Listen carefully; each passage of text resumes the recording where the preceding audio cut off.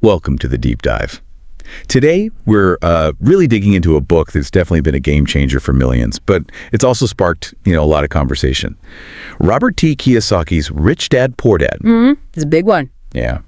At its heart, the book lays out these two, radically different paths to financial success. Kiyosaki frames it through his poor dad.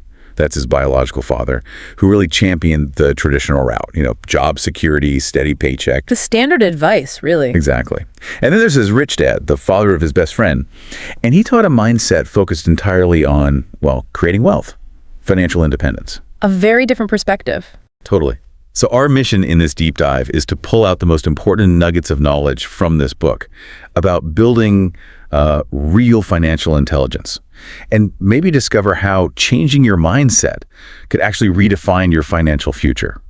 All right, so Rich Dad, Poor Dad kicks off with this really powerful, almost like counterintuitive idea.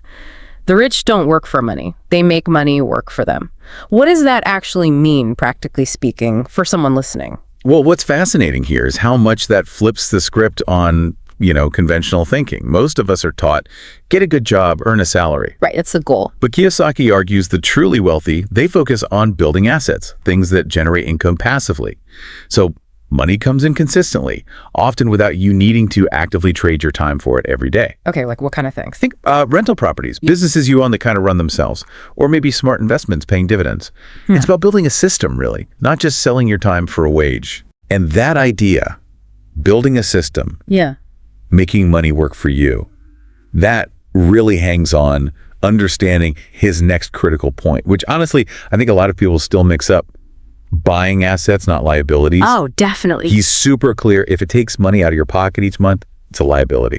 Assets put money in. So it's simple, right? But how many of us load up on liabilities, maybe thinking we're building wealth? It's so true. And Kiyosaki's definition is quite stark.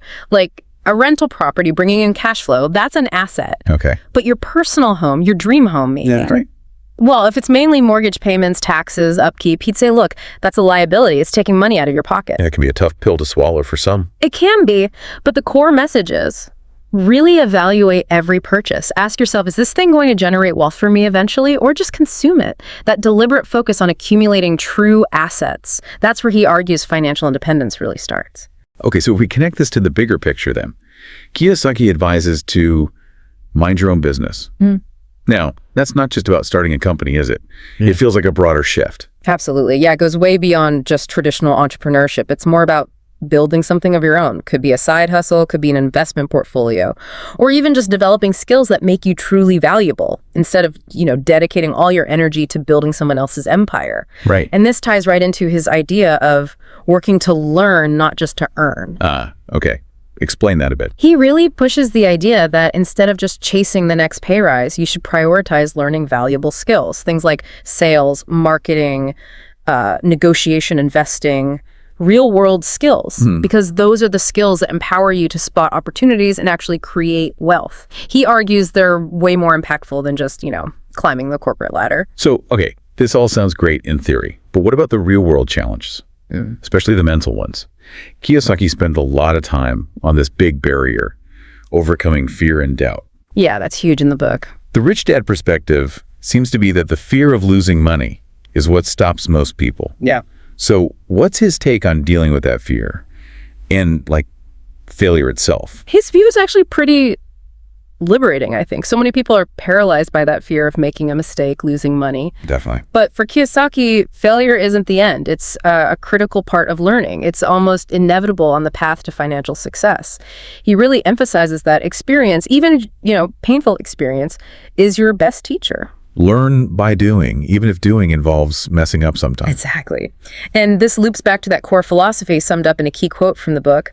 The single most powerful asset we all have is our mind. If it is trained well, it can create enormous wealth. Wow. Yeah, it really reinforces that financial success starts right here in your head, with a trained, intentional mindset that sees challenges not as roadblocks, but as opportunities to learn and adapt. Okay, so to kind of wrap up our deep dive into Rich Dad, Poor Dad, the big takeaway seems to be wealth isn't just about how much you earn.